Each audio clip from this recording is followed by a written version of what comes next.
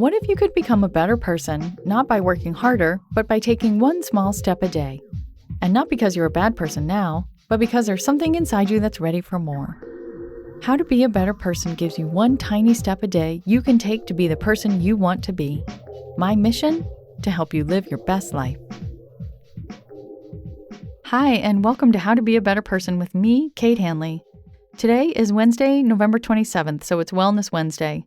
But it's also the day before Thanksgiving, which means it's probably a pretty hectic day in your life, whether you're traveling, hosting, bringing a dish, or not feeling psyched about your plans in some way. So I don't want to give you something to do that takes time or feels like one more to do. And yet, I want you to head into the holiday feeling refreshed and uplifted. I'll have something for you tomorrow that will help with that too, so be sure to cue me up on your way to wherever you're going or in the midst of whatever preparations you're doing tomorrow, okay? Today's tip is going straight to the source of where nearly all stress originates, and that's to your very thoughts. We've all got an inner a-hole in chief, aka your ego, aka your inner critic, that just loves to spew all kinds of nasty things about you. I know you know what I'm talking about. Who do you think you are? You look like hell. No one wants to hear what you have to say. You're stupid. Blah, blah, blah, blah, blah. And yet your ego is an inherent part of you. You can't just hate it or will it away. It's like your shadow. It follows you around.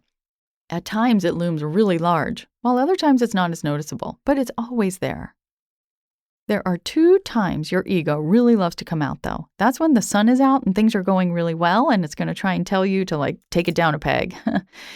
It also loves to come out when you're facing a stressful situation. And let's face it, holidays are often stressful. An incredibly powerful thing you can do to stop your ego from piling on with a bunch of nasty remarks is to consciously choose to put a different voice in your head. Think of someone who speaks in a loving way, someone who always makes you feel better. Maybe it's a relative or a friend who always has your back. Maybe it's a fictional character. Sometimes I like to imagine that Glinda the Good Witch is talking to me, saying something sweet and profound like, "You had the power all along, dear." Maybe it's Mr. Rogers, or your first grade teacher, or your kid. Or if your dog had a voice, that's a fun one to imagine. Just think of who that person or dog might be for you. Go ahead, I'll wait.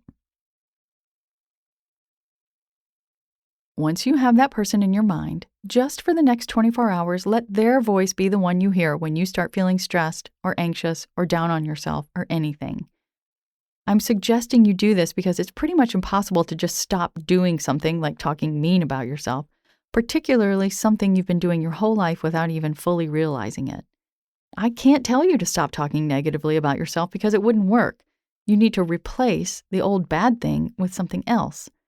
And it's easier to do that if the thing you're replacing with is something new and different. So when you're going through your day today and you notice that your ego is starting to beat you up a little bit, notice it. And then think, what would this loving person say to me? When you love yourself up from the inside, it makes everything else easier and more likely to flow. I mean, getting beat up is stressful, isn't it? Even when that beating up is internal and verbal. Why create your own stress?